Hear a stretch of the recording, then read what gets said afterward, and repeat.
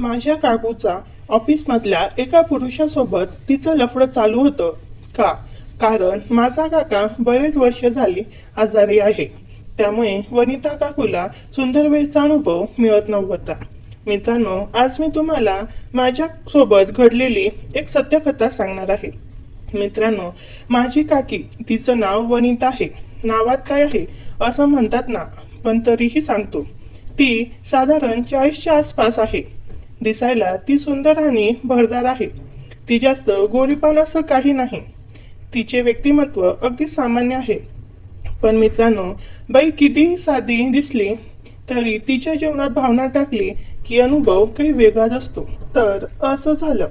वनिताच्या ऑफिसमधल्या एका इसमाशी तिचं लफडं चालू होतं. का? कारण माझा काका बरेच वर्ष आजारी आहे. त्यामुळे वनिताला सुंदर वेळचा अनुभव मिळत नव्हता. म्हणूनच कदाचित तिनं हे पाऊल उचललं असावं. शेवटी बाईच्या पण काही इच्छा असते. तिचं बाहेर लफडं चालू होतं, पण घरात कुणालाही माहीत नव्हतं. एकदा असं झालं की वनिता बाथरूममध्ये गेली होती. तिचा मोबाईल बेडवर पडला होता. मी सहज तो उचलला आणि बघतो तर काय, त्याला लॉकच नव्हतं. मी मोबाईल उघडला, व्हॉट्सअप चेक केलं तर त्या पुरुषाचा मेसेज आला होता, ज्याच्याशी तिचं लफडं होतं. मेसेज असा होता, वनिता किती दिवस झाले, असा होता. वनिता, किती दिवस झाले तू सुंदर वेळचा अनुभव दिला नाहीस. अजून किती दिवस वेट करू. मी तो मेसेज वाचून चकित झालो, पण मी मजा म्हणून रिप्लाय केलं, हो आता भेटू तेव्हा मी तुला सुंदर वेळचा अनुभव देईन. तो म्हणाला, नक्की ना. मी फक्त ठीक आहे असं लिहिलं आणि आधीचे मेसेज वाचायला लागलो. तेव्हा कळलं की वनिता त्या माणसाकडून बऱ्याच दिवसापासून सुंदर वेळचा अनुभव घेते. मी सगळ्या चॅटचे स्क्रीनशॉट काढले आणि मोबाईल ठेवून बाहेर निघालो. बाहेर बसून विचार करू लागलो, आता काय करू. घरी सांगू का? पण मग वाटलं, घरी सांगून काय फायदा. मग माझ्या डोक्यात आयडिया आली. मी वनिताला तिच्या व्हॉट्सअपवर ती स्क्रीनशॉट पाठवली. 10 मिनिटातच तिचा रिप्लाय आला. आधी ती माझ्यावर भडकली, तू माझ्या मोबाईलला हात कसा लावलास, असं काहीतरी बोलली. मी तिला म्हणालो, तुझ्या मोबाईलला हात लावला म्हणूनच तर कळलं की तू किती शहाणी आहेस. ती म्हणाली, थांब तुझ्या आई वडिलांना सांगते. तो मला काय बोलतोस ते. तिला वाटलं मी घाबरेन, पण मी म्हणालो, बिंदास सांग. मी पण सांगतो की तू बाहेर सुंदर अनुभव घेतेस.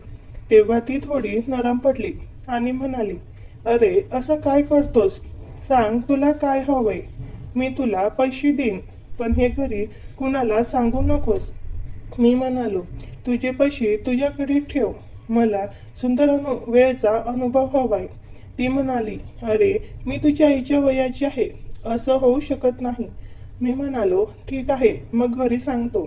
ती घाबरली आणि म्हणाली, ठीक आहे दे मी तुला सुंदर वेळेचा अनुभव, पण फक्त एकदाच.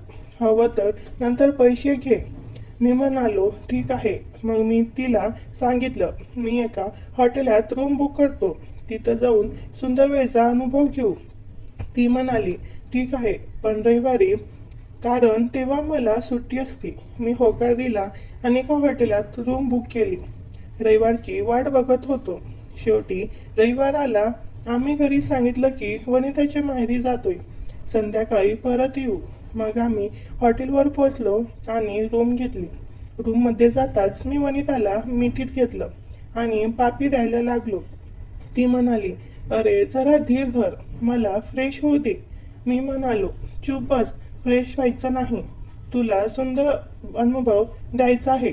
माझ्या तोडून अशी ऐकून ती म्हणाली, नीट बोल, मी तुझी काकी आहे. मी म्हणालो, घरात तू काकी, इथं तू माझी मित्र आहेस. ती हसली आणि म्हणाली, अच्छा, मग दे सुंदर वेळेचा अनुभव मित्राप्रमाणे. मग मी तिला मोकळे केले. सावळी असली तरी काय सुंदर दिसत होती. मी तिला खाली बसवलं आणि रॉक माझी भावना तोंडासमोर ठेवली. ती म्हणाली, शी, मी हे नाही करत. मी म्हणालो, गप, सुंदर वेळचा अनुभव घे, नाहीतर घरी सांगतो. नाईलाजाने काही वेळ तिनं तोंडाने सुंदर वेळचा अनुभव दिला. थोड्या वेळाने मग मी तिच्या जीवनात भावना टाकली. 2 मिनिटांनी वनिता म्हणाली, अरे नालेका, तू फुगा न लावता जीवनात टाकलास. फुगा लाव. मी म्हणालो, टेन्शन नको, मी रंग जीवनात सोडणार नाही. ती म्हणाली, नक्की ना? नाहीतर माझी वाट लागेल. मी परत सुंदर वेळचा अनुभव द्यायला लागलो. ती ऐक हळू असं म्हणत होती. मग मी म्हणाली, माझ्या जीवनातून रंग येणार आहे. मी सुंदर वेळचा अनुभव देत राहिलो आणि तिने आवाज करत जीवनातून रंग सोडला आणि ती शांत पडली. पण मी अजून सुंदर वेळचा अनुभव घेत होतो. 2 मिनिटांनी ती म्हणाली, अरे होतंय की नाही? मी लक्ष दिलं नाही आणि सुंदर वेळचा अनुभव देत राहिलो. शेवटी मला वाटलं आता माझ्या भावनेतून रंग येणार. मी ओरडलो, वनिता, मी रंग सोडणार आहे. ती घाबरली आणि म्हणाली, जीवनात नको, बाहेर सोड. मी म्हणालो, जी मजा तुझ्या जीवनात सोडण्यात आहे ती बाहेर नाही. ती म्हणाली, प्लीज जीवनात नको. पण माझं डोकं फिरलं आणि मी करत तिच्या जीवनात रंगाच्या 5-6 पिचकाऱ्या सोडल्या. काय आनंद आला मित्रांनो, सांगता येणार नाही. मग मी 5 मिनिट पडून राहिलो. ती म्हणाली, सुंदर वेळचा अनुभव घेतला ना, आता उठ, घरी जायचंय. आम्ही तयार झालो आणि घरी निघालो. वाटेत ती मेडिकलमध्ये गेली. मी विचारलं, काय झालं? ती हसली आणि म्हणाली, तुझ्या पराक्रमामुळे IPL घ्यायला गेले होते. वनिता घरी परतली तेव्हा तिच्या मनात एकच विचार घुमत होता, आता पुढे काय? त्या रविवारच्या हॉटेलमधल्या घटनेनंतर ती स्वतःला सावरत होती. पण तिच्या डोक्यात एक गोंधळ उभा राहिला होता. त्या IPL खालच्या पातळीवर कशी गेले? आणि आता हा मुलगा माझ्या आयुष्याला नेतात मोठा प्रश्न सुटला असला तरी तिच्या मनातली भीती आणि त्या तरुणाशी झालेल्या संपन्नाशी धडधड काही गेल्या कमी होत नव्हती. ती स्वतःला विचारत होती, मी इतक्या काय वळण देणार? वनिताचं आयुष्य बाहेरून साधं दिसत होतं. एक आजारी नवरा, ऑफिसमधली नोकरी आणि घरातली जबाबदारी. पण आतून ती एका अशा जाळ्यात अडकली होती जिथून बाहेर पडणं तिला अशक्य वाटत होतं. तिच्या ऑफिसमधल्या तो अजय ज्याच्याशी तिचं लफडं चालू होतं, तिला आता फारच त्रासदायक वाटू लागला होता. अजयचं बोलणं, त्याची मागणी आणि त्याच्या मेसेजची सतत येणारी रीत, हे सगळं तिला आता बोजासारखं वाटत होतं. पण त्या तरुण मुलाने, वनिताचा भाचा अजय, ज्याने तिच्या मोबाईलमधलं सत्य पाहिलं होतं, त्याने तिचं आयुष्य नवं संकट उभं केलं होतं. रोहन हा सामान्य मुलगा नव्हता. तो हुशार होता, पण त्याच्या हुशारीत एक धूर्तपणा होता. त्याला वनिताच्या रहस्याचा फायदा घ्यायचा होता आणि त्याने त्या रविवारी हॉटेलमध्ये आपली सुंदर वेळचा अनुभव घेण्याची इच्छा पूर्ण केली होती. पण वनिताला आता कळलं होतं की अजय थांबणार नाही. त्याच्या डोळ्यात तिने त्या रात्री एक वेगळी चमक पाहिली होती. जणू त्याला तिच्यावर पूर्ण नियंत्रण हवं होतं. सोमवारी सकाळी वनिता ऑफिसला गेली. तिच्या चेहऱ्यावर नेहमीसारखी स्मितहास्य होतं, पण आतून ती अस्वस्थ होती. ऑफिसमधली तीच रुटीन, कॅम्प्युटरवर काम, सहकार्याशी गप्पा आणि बॉसच्या मागण्या. पण आज तिचं लक्ष काही लागत नव्हतं. तिच्या डोक्यात अजयचे शब्द घुमत होते, मला सुंदर वेळचा अनुभव हवाय. ती स्वतःला सांगत होती, ही फक्त एकदा झालं, आता हे थांबलं पाहिजे. पण अजयचा मेसेज तिच्या फोनवर आला तेव्हा तिचं हृदय धडधडलं. विशाल, वनिता कालची मजा आठवते. पुढच्या वेळेला अजून काहीतरी नवीन करूया. वनिताने तो मेसेज वाचला आणि तिच्या हातातून फोन खाली पडला. हा मुलगा थांबणार नाही, तिला कळून चुकलं. तिने लगेच फोन उचलला आणि रिप्लाय केला, अजय, असलं काही पुन्हा होणार नाही. तू मला वचन दिलं होतंस की फक्त एकदाच. पण अजयचा रिप्लाय आला, तिला आणखी घाबरणारा होता. अजय, वचन? वनिता, तू माझ्या हातात आहेस. तुझ्या मोबाईलमधले सगळे स्क्रीनशॉट माझ्याकडे आहेत. तू मला नाही म्हणशील तर सगळं घरी सांगणार. वनिताच्या डोळ्यासमोर अंधारी आली. ती ऑफिसच्या बाजूमध्ये गेली आणि स्वतःला आरशात पाहत राहिली. हा मुलगा माझं आयुष्य उद्ध्वस्त करेल तिला वाटलं, पण ती वनिता होती करेल तिला वाटलं, पण ती वनिता होती सामान्य दिसणारी पण आतून कणखर. तिने ठरवलं, मी हार मानणार नाही, यातून मार्ग काढावा लागेल. त्याच वेळी अजयने वनिताला फोन केला. वनिता, तू मला का टाळतेस? त्याचा आवाज तिला नेहमीसारखा मधुर वाटला नाही. मी व्यस्त आहे अजय, वनिताने थंडपणे उत्तर दिलं. पण तिला थांबवलं. वनिता, मला माहित आहे तुझ्या आयुष्यात काहीतरी गडबड आहे. तू मला सांगितलं नाहीस तर मी स्वतः शोधून काढेन. वनिताला त्याच्या बोलण्यातली धमकी स्पष्ट जाणवली. अजय हा तसा साधा माणूस नव्हता. तो ऑफिसमधला एक वरिष्ठ कर्मचारी होता आणि त्याला आपल्या प्रभावाची पूर्ण जाणीव होती. त्याच्याशी वनिताचं लफडं सुरू झालं तेव्हा तिला वाटलं होतं की ती त्या नात्यातून थोडा आनंद मिळवेल. पण आता अजय तिच्यासाठी एक डोकेदुखी बनला होता. वनिताने फोन ठेवला आणि विचारात पडली. एका बाजूला आकाश, दुसऱ्या बाजूला अजय. मी काय करू? त्या संध्याकाळी वनिता घरी परतली तेव्हा तिला एक अनपेक्षित गोष्ट घडली. तिच्या घरी एक जुनी मैत्रीण आली, पूजा. पूजा आणि वनिता कॉलेजपासूनच्या मैत्रिणी होत्या, पण गेल्या काही वर्षात त्यांचा संपर्क कमी झाला होता. पूजा दिसायला सुंदर होती आणि तिच्या बोलण्यात एक आत्मविश्वास होता. वनिताला मिठी मारली आणि म्हणाली, वनिता, किती दिवसांनी भेटलो, तू कशी आहेस? वनिताने हसून विषय टाळला, पण पूजाच्या नजरेतून काहीतरी सुटलं नव्हतं. ती म्हणाली, वनिता, तुझ्या चेहऱ्यावर काहीतरी टेन्शन दिसतंय, सांग काय झालं?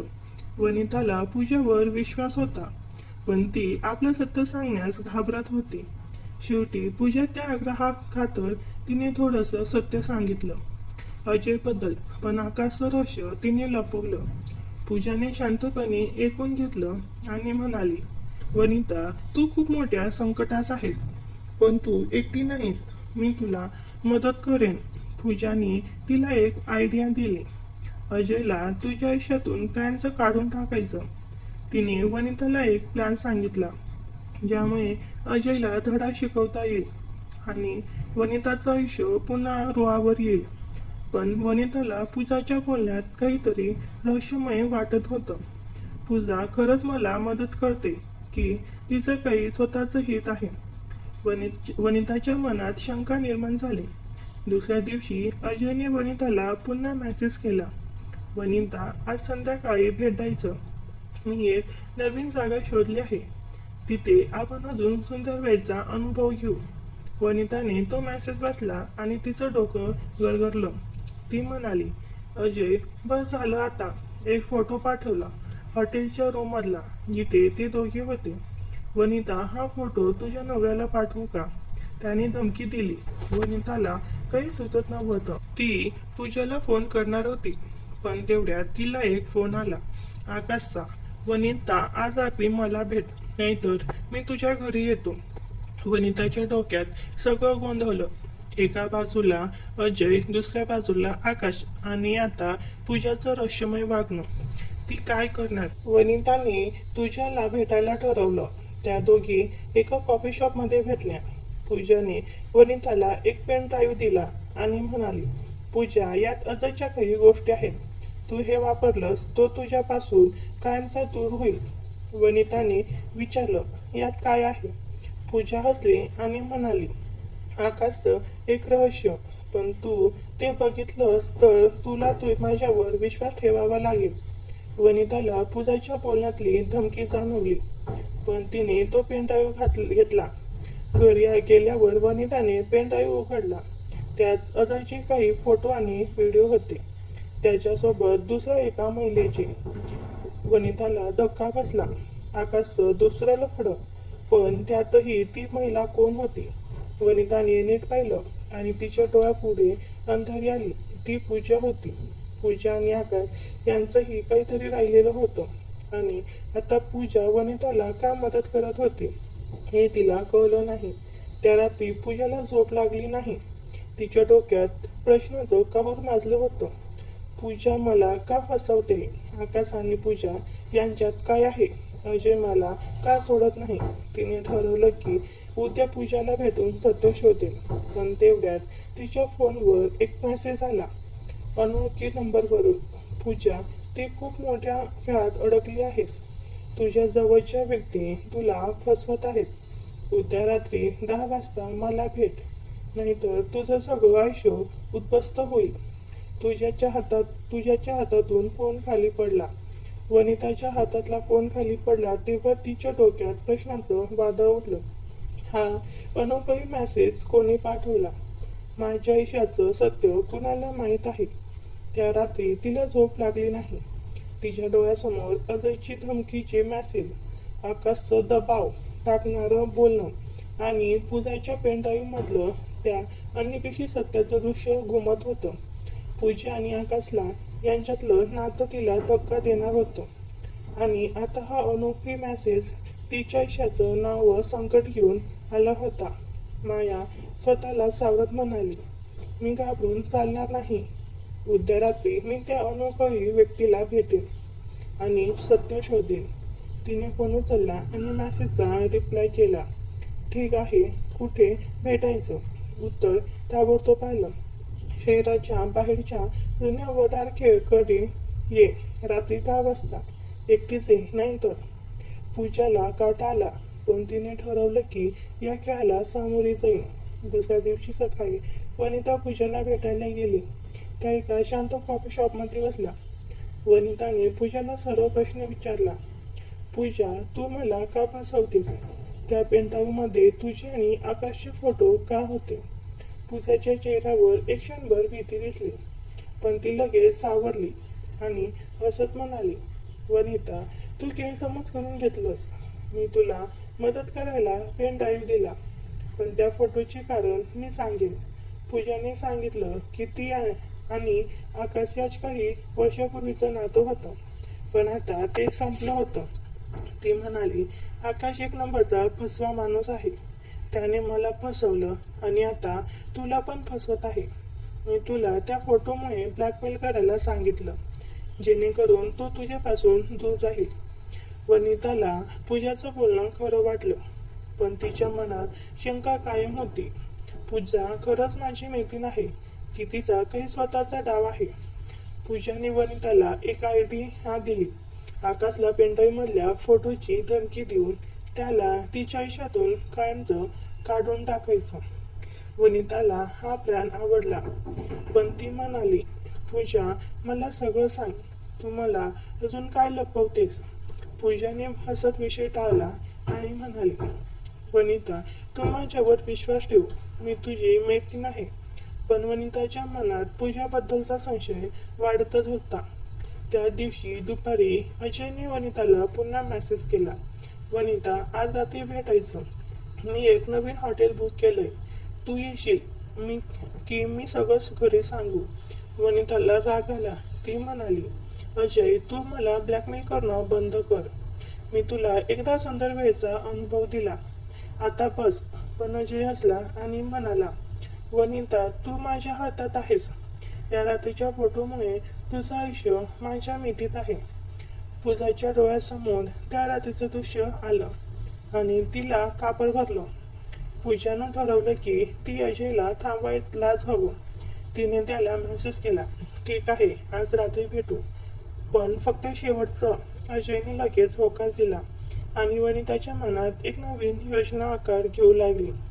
जर मी अजयला थांबवू शकेल तर माझं आयुष्य पुन्हा रुळावर येईल. पण तिला माहीत होतं की अजयला थांबवणं सोपं नाही. संध्याकाळी वनिताला आकाशचा फोन आला. वनिता, तू मला टाळतेस, पण मी तुला सोडणार नाही. आज रात्री मला भेट, नाहीतर मी तुझ्या नव्याला सगळं सांगतो. वनिताला आता कळलं होतं की ती एका जाळ्यात अडकली आहे, जिथे प्रत्येक व्यक्ती तिला ब्लॅकमेल करत होते. तिने आकाशला शांतपणे सांगितलं, आकाश, मला तुझ्याशी बोलायचंय. आज रात्री भेट, पण फक्त बोलण्यासाठी. आकाश हसला आणि म्हणाला, ठीक आहे वनिता, पण मला माहीत आहे तू मला नकार देऊ शकत नाहीस. वनिताच्या डोक्यात आता 3 गोष्टी घुमत होत्या. अजयशी भेट, आकाशशी सामना आणि त्या अनोळखी व्यक्तीचा मेसेज. ती रात्री 10 वाजता त्या जुन्या वखारीकडे जाणार होती, पण त्याआधी तिला अजय आणि आकाश यांना हाताळायचं होतं. तिने ठरवलं की ती पूजाच्या पेन ड्राईव्हरचा वापर करेल आणि आकाशला कायमचा थांबवेल. पण अजयचं काय? रात्री 8 वाजता वनिता अजयने सांगितलेल्या हॉटेलवर पोहोचली. अजय तिथे आधीच हजर होता. त्याच्या चेहऱ्यावर तिचं दूर स्मित होतं. वनिता, तू आलीस. आज आपण अजून सुंदर वेळचा अनुभव घेऊ, वनिताने शांतपणे सांगितलं. अजय, हे सगळं थांबव. तुझ्यामुळे माझं आयुष्य उद्ध्वस्त होतंय. पण अजयने तिच्याकडे दुर्लक्ष केलं आणि तिला ओढलं. वनिताने त्याला थांबवलं आणि म्हणाली, अजय, मला तुझ्याशी बोलायचंय.